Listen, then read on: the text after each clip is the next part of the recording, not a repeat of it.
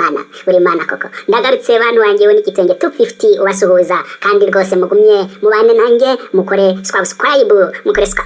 narabinginze rwose kugira ngo tugume tubane neza kandi namwe mufata mu maboko. Rero uyu munsi nagarutse nyine kugira ngo twiganirire mbabwire rwose urugendo mperuka kujya Kigali kuri wa muhungu kwa Karoli uriya muhungu twiganye muri primaire nagiye iwe kugira ngo afashe rwose umwana wanjye abona agashura he Kigali. Nuko rero ndagiye ngezeyo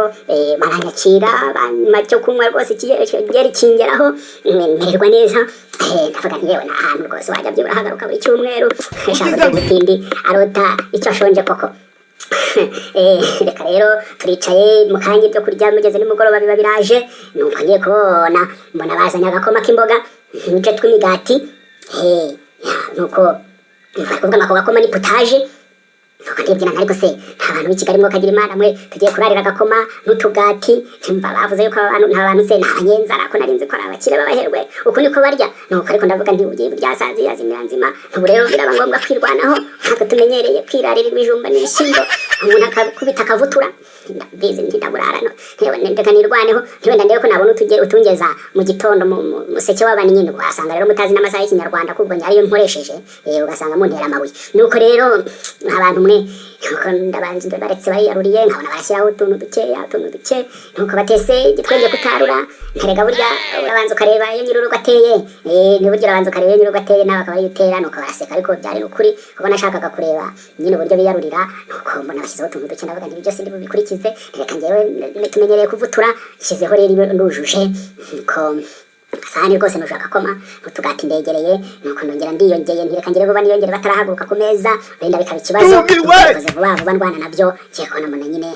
ipondo ririjuse ndavuga ndireka ntwarira aho ngaho nuko igihe tukiganira mwa abantu mwumva uwo munsi narababaye igihe tukiganira ngiye kubona mbona ibisoro bikurikiranye bitagira imibare ngibyo byuzuye nyina w'inkoko mbega amafi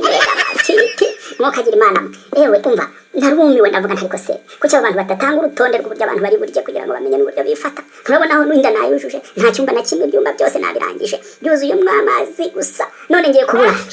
ndaye amazi kandi hano ibiryo bimeneka nuko abantu mwenda byegereye ndaruye ndavuga ntumva ndagerageza wenda inkoko nzigire ni abatwo ndarira negerezaho n'ifi ibyo by'ibindi by'imiceri ngire gake kubusabuza n'ubundi nta mwanya wo kubishyiramo nifitiye hari n'ibindi nari ndi kujya kwarura nuko nabyo najya kubyarura bikancika bimeze nk'iminyorogoto bisha babyita ngo nibara ari karoni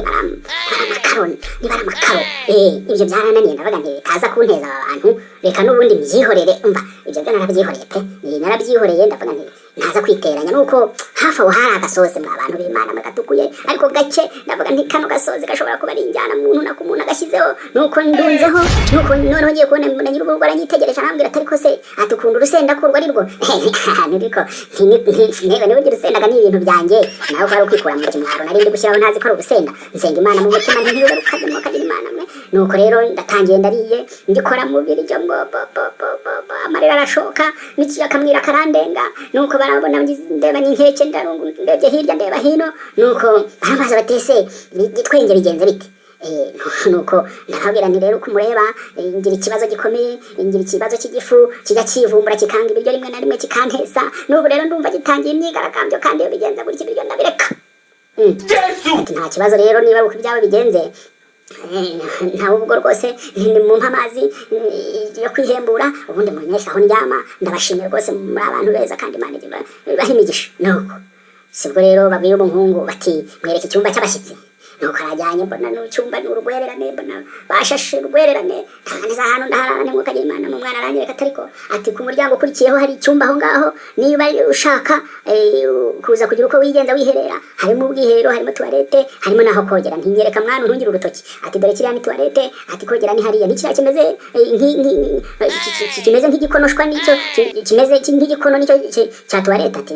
mwana wa nturakoze n'ibindi wenda ntindaza kwimenya nturakoze mwana wa nuko ariko numvaga ndashaka kuvuga urusenda rwarimo rurambaga nuko rero mwabantu mwe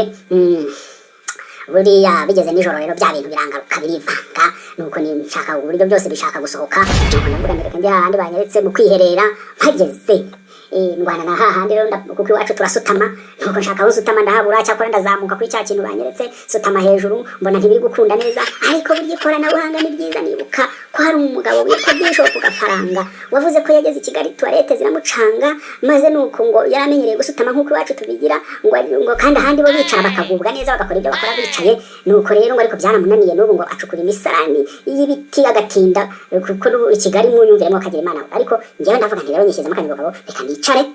ndebe wenda byaba ariko bikorwa ariko koko nsanga nibiko bimeze nuko ndangije ndahaguruka ndigendeye urugi sinarukinga neza ndagenda ndasinzira nari naguye agacuho nkangutse mu gitondo mwo kagira Imana mwe numva ariko natewe n'imyuka mibi